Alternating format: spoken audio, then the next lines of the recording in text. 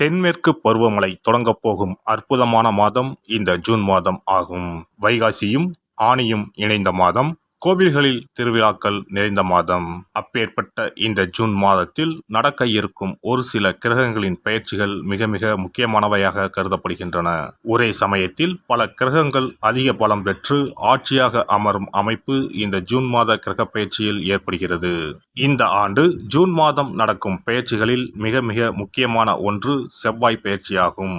சில மாதங்களாகவே பகை கிரகங்களுடன் சஞ்சரித்து வந்த செவ்வாய் பகவான் தற்போது தன்னுடைய சொந்த வீட்டில் ஆட்சி பலம் பெற்று சஞ்சரிக்கப் போகிறார். ராகுவிடம் இருந்து விலகி தனித்து பயணம் செய்வது பல ராசிகளுக்கு யோகம் கொடுக்கும்.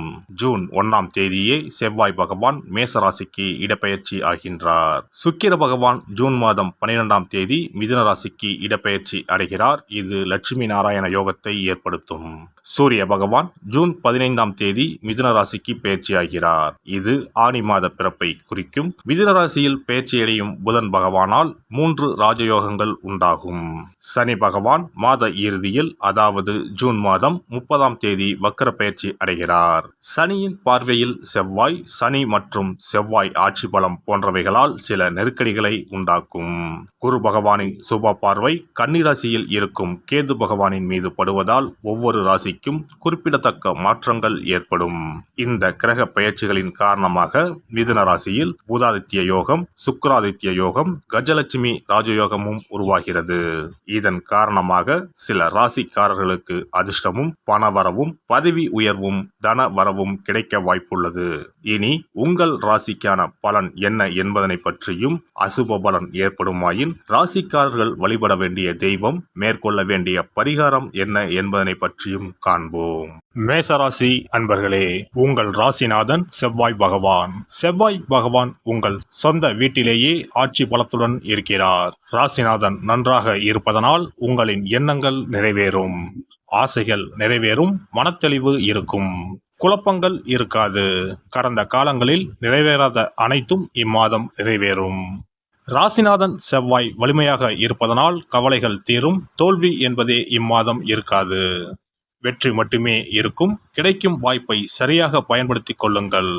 ராசிக்கு 2ஆம் அதிபதி 2ஆம் இடத்திலேயே இருக்கிறார். குரு சுக்கிரன் 2ஆம் இடத்தில் இருப்பதனால் குடும்பத்தில் உள்ள மனக்கவலை, கருத்து வேறுபாடுகள் நீங்கும். வருமானம் உயரும், பணம் அதிகம் கிடைக்கும் அருமையான காலகட்டம் இதுவாகும்.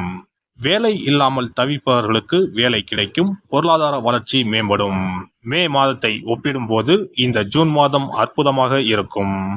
மே மாதம் முழுவதும் ராசிநாதன் 12ஆம் வீட்டில் ராகுவின் பிடியில் இருந்தார்.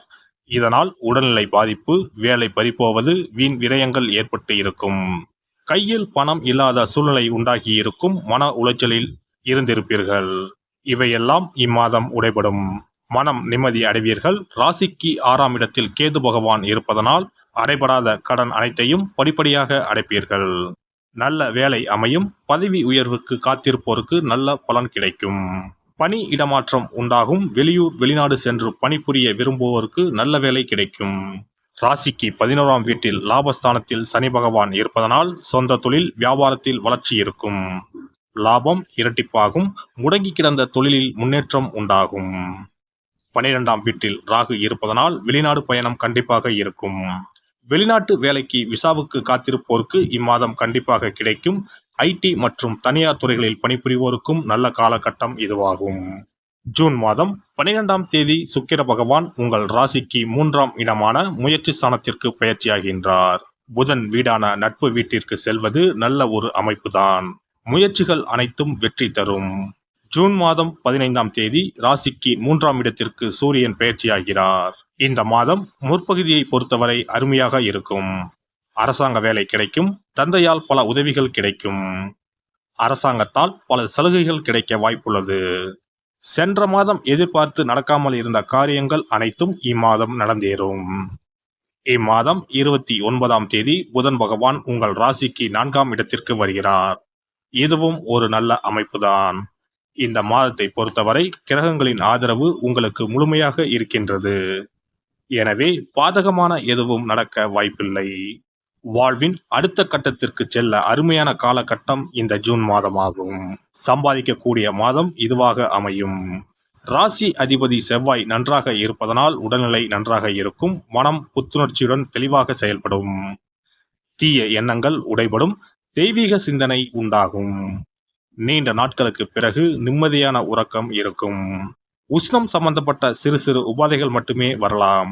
பெரிய அளவில் பாதிப்பு இருக்காது. திருமண வயதில் உள்ள ஆண் பெண் இருவருக்குமே நல்ல ஒரு காலம் இதுவாகும். இதுவரை திருமணத்தில் இருந்த தடைகள் உடைபடும். தைரியமாக திருமண முயற்சிகளில் ஈடுபடலாம். நல்ல வரன் அமையும். குழந்தை பாக்கியத்துக்காக காத்திருப்போருக்கு இம்மாதம் அது சாத்தியமாக அமையும். பெண்களை பொறுத்தவரை இம்மாதம் பயன் தராத முயற்சிகளை கைவிட்டு எந்த ஒரு வேலையையும் ஆராய்ந்து செயல்படுவது வெற்றியை தரும். கலைத்துறையினர் புதிய இடங்களில் திறமையை வெளிப்படுத்த முயற்சிகள் மேற்கொள்வீர்கள். இரக்க சிந்தனை மேலோங்கும். எதிர்ப்புகள் விலகும். அரசியல் துறையினருக்கு செலவு குறையும். எதிலும் அவசர முடிவு எடுப்பதை தவிர்ப்பது நல்லது. எதையும் ஆக்கப்பூர்வமாக செய்ய வேண்டும் என்ற எண்ணம் தோன்றும். மனத்தெளிவு உண்டாகும். மாணவர்களை பொறுத்தவரை எதிர்கால நலன் கருதி எந்த காரியத்தையும் செய்வது நன்மை தரும். கனகதாரா சோஸ்திரம் படித்து லட்சுமி தேவியை வணங்க எல்லா நலன்களும் உண்டாகும். காரிய அனுகூலம் கிடைக்கும். சிறப்பு பரிகாரங்கள். கோதுமை மாவினால் சிறு சிறு உருண்டைகளாக 7 அல்லது 14 அல்லது 7 மடங்குகளில் உருண்டை செய்து கொள்ளவும். குங்குமத்தில் கொஞ்சம் நீர் விட்டு அதை வன்னி குச்சி அல்லது மாதுளை மர குச்சியால் தொட்டு கோதுமை உருண்டையில் ஸ்டீம் என்று எழுதி அதை குளம், ஆறு அல்லது கோவில் தெப்பக்குளத்தில் உள்ள மீன்களுக்கு போடவும். எழுதிய பின்னர் ஸ்டீம் என்பது அழிந்துவிட்டாலும் பரவாயில்லை. இவ்வாறு வெள்ளிக்கிழமை அல்லது ஞாயிற்றுக்கிழமைகளில் செய்து வர லட்சுமியின் அருள் உண்டாகி பணத்தட்டுப்பாடு நீங்கி செல்வம் சேர தொடங்கும். வெண்கடுகு சிறிது, 2 வத்தல் மிளகாய், 3 கல் உப்பு, பச்சை கற்பூரம் 3 இவை அனைத்தும் சேர்த்து வெள்ளை துணியில் போட்டு பின்பு அதை முடிந்து நல்லெண்ணெயில் நனைத்து வீட்டின் முன்பு இரவு 10 மணிக்கு மேல் எரிக்க ஏவல், பில்லி சூனியம் விலகும். தூங்கும் போது யாரோ அமுக்குவது போன்று இருப்பது, சிறுவர்கள் பயத்தில் சிறுநீர் கழிப்பது போன்ற தொந்தரவுகள் இருந்தால் படிகார கற்களை தூங்கும் அறையில் அல்லது தலையணைக்கு கீழே வைக்க வேண்டும். தோல்வி, அவமானம், எதிர்ப்புகள் ஆகியவற்றை சமாளிக்கும் மன வலிமையை அதிகரிக்க வாராகி அம்மனை மனதார வழிபட்டால் நிச்சயம் நல்ல பலன் கிடைக்கும். முடியவே முடியாது என்று நினைத்து கொண்டிருக்கும் காரியத்தை கூட உடனே முடித்து காட்டும் வல்லமை படைத்தவள் வாராகி அம்மன். இந்த வாராகி அம்மனுக்கு 8 சனிக்கிழமையில் சுத்தமான மண் அகல் விளக்கு ஒன்றை எடுத்து அதில் நல்லெண்ணெய் ஊற்றிக்கொள்ள வேண்டும். ஒரு கருநீல துணியை கட்டமாக வெட்டி அதில் கொஞ்சம் வெண்கடுகு சேர்த்து எல் தீபம் ஏற்றுவது போல முடிந்து கொள்ள வேண்டும். காலையில் 6 மணியிலிருந்து 7 மணி வரையிலான காலகட்டத்தில் அல்லது இரவு 8 மணியில் இருந்து 9 மணிக்குள் இந்த பரிகாரத்தை செய்துவிட வேண்டும். எல்லாம் வல்ல இறையருளால் நீங்களும் உங்கள் அன்பு குடும்பமும் உடல் நலம், நீலாயுள், நிறை செல்வம், உயர் புகழ், மெய்ஞானம் ஓங்கி வாழ்க வளமுடன். இந்த வீடியோ பதிவு உங்களுக்கு பிடித்திருந்தால் லைக் பண்ணுங்க, கமெண்ட் பண்ணுங்க, ஷேர் பண்ணுங்க, மறக்காம சப்ஸ்கிரைப் பண்ணுங்க, பக்கத்துல இருக்கிற பெல் பட்டனை கிளிக் பண்ணுங்க. நன்றி, வணக்கம். ஓம் நமச்சிவாய. சிவாய நம.